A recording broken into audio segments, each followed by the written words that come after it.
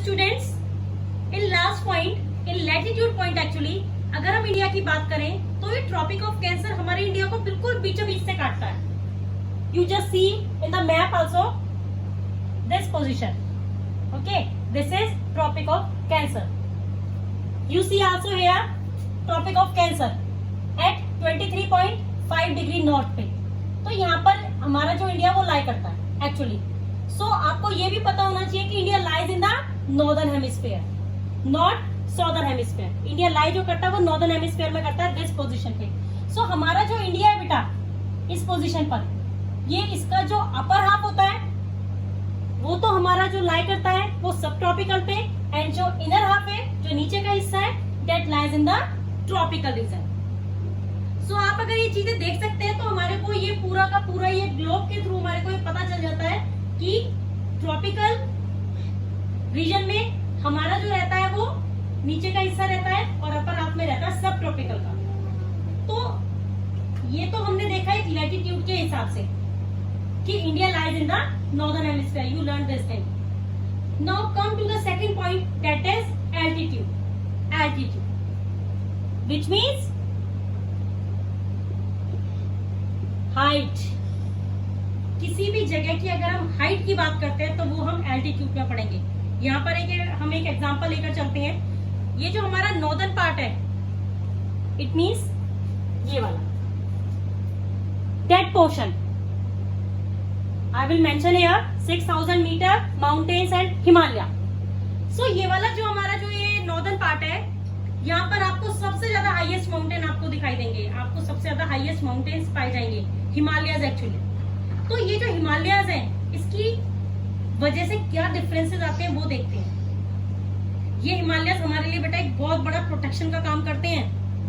6000 metres की average height है इनकी, रेंजेस है एक्चुअली इनकी, क्लियर। तो अब इसका जो मेन काम है वो देखते हैं हम। एक कंसेप्ट देखो इससे पहले कि इसके पीछे का एक कंसेप्ट क्या है। ये नॉर्दर्न हेमिस्फीयर है, ठीक है। ये जो हमारा नॉर्दर्न हेमिस्फीयर है, या हम इसको नॉर्दर्न पार्ट भी कह सकते हैं। यहाँ पर ऑब्वियसली हवा जो है वो ठंडी होगी, क्योंकि ये किस तरीके से रेंज आ रही है हमारी, ये पोलर रीजन से आ रही है। तो ऑब्वियसली यहाँ पर जो हवा है वो ठंडी होगी। हवा ठंडी होगी यानी हाई प्रेशर बन जाएगा कंपेयर टू दिस वन।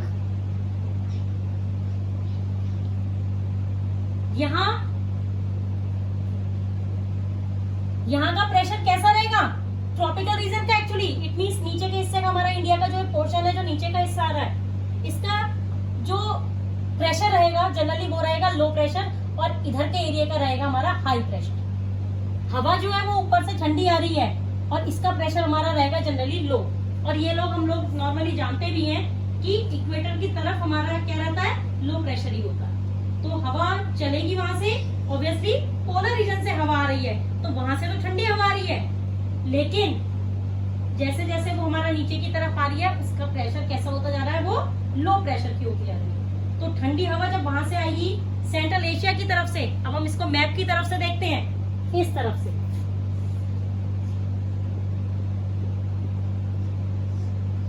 यहां से। सो अब जब यहां से सेंट्रल एशिया से आपकी तरफ आएंगी, या फिर हम ये भी कह सकते हैं कि हमारे इंडिया की तरफ आएंगी, तो एग्जैक्टली ये हिमालय वो उस कोल्ड एयर को हमारी तरफ एंटर होने नहीं देता। कौन, हमारे जो ये बैरियर्स लगे हुए हैं, हमारे जो ये माउंटेन्स हैं, वो इनमें एंटर नहीं होने देता, इसलिए उतना एक्सट्रीम विंटर हमारे यहाँ पर नहीं पाया जाता। तो जो हिमालयस हैं वो हमको जबरदस्त प्रोटेक्शन प्रोवाइड कर रहा है। अदरवाइज हमारे यहाँ पर भी बहुत ज्यादा ठंडी होती। तो जितना भी हम ऊपर जाएंगे किसी भी एरिया पर, उतनी एयर की डेंसिटी कम होती रहती है और उसी के अकॉर्डिंग हमारा टेम्परेचर भी कैसा होता रहता है, कम। सो बिकॉज ऑफ एयर की डेंसिटी की वजह से उसका टेम्परेचर भी कम होता रहता है। सो अब आपको पता भी चल गया होगा कि हिल स्टेशन पर जब आप जाते हैं तो उसका टेम्परेचर इतना ज्यादा कम क्यों रहता है। और यहाँ पर एक और फायदा मिलेगा हमारे को इस एल्टीट्यूड का, आगे हम पढ़ेंगे इसमें, कि जो हमारे इंडियन ओशंस हैं मॉनसून रेनफॉल ये प्रोवाइड करते हैं। ये वाले जो ये जो हमारा इंडियन ओशंस का जो ये पार्ट आ रहा है साउथ वेस्ट की तरफ से, जो हमारा ये एक्चुअली एंटर करता है, तो इंडियन ओशंस की तरफ से जो हमारे को मॉनसून रेनफॉल प्रोवाइड कर रहा है, यहाँ से साउथ वेस्ट से एंटर कर रही है, जैसा कि मैंने अभी आपको शो किया है, ये साउथ वेस्ट से एंटर करता है। तो हमारा ये हिमालयन पार्ट है वो इसको ब्लॉक कर देता है, जस्ट लाइक दिस। ये इतना एरिया हमारे को इसने ब्लॉक कर रखा है, ये दैट एरिया। क्लियर? सो ये वाला जो एरिया है ये हमारे को इसने बिल्कुल पूरी तरीके से ब्लॉक कर दिया है, और जो ज्यादातर बारिश है वो हमारे पार्ट में हो रही है। और इसके अलावा ऑल्टीट्यूड कुछ ज्यादा ही, जिसको हम लोग कहेंगे क्या होगा कि बारिश, जो क्लाउड्स हैं, जो विंड्स हैं, और जो बारिश होती जाएगी, सबसे ज्यादा बारिश किस जगह पर होगी? इस पार्ट में ही होती है। इस पार्ट में इन द सेंस इस एरिया में। चेरापूंजी हो गया हमारा, मेघालय हो गया, तो यहाँ पर बारिश हो रही है, और जैसे ही वो इतना ज्यादा ऊपर चला जाता है, ऑलमोस्ट इतना टेम्परेचर इसका गिर जाता है कि सारी बारिश हो ही जाती है। हिमालय की अगली साइड, नेक्स्ट साइड जिसको हम लोग बोलते हैं लीवर्ड साइड, वहां पर बारिश होती ही नहीं है। लीवर्ड साइड अगर हम जनरली बोले किस तरीके से, जैसे सपोज ये मानकर चलिए ये हमारा हिमालयन माउंटेन है, ये हमारा माउंटेनियस रीजन है, इसका जो बैक साइड है, बारिश इतनी हद तक यहीं पे ही आके हो जाती है कि इसके बैक साइड तक बारिश होती ही नहीं है, जिसको हम लोग लीवर्ड साइड बोलते हैं। लीवर्ड साइड मतलब हिमालयन का जो हमारा बैक साइड होता है, वहां पर बारिश नहीं होती, क्योंकि ऑलमोस्ट सारी बारिश को यही फॉल करा देता है।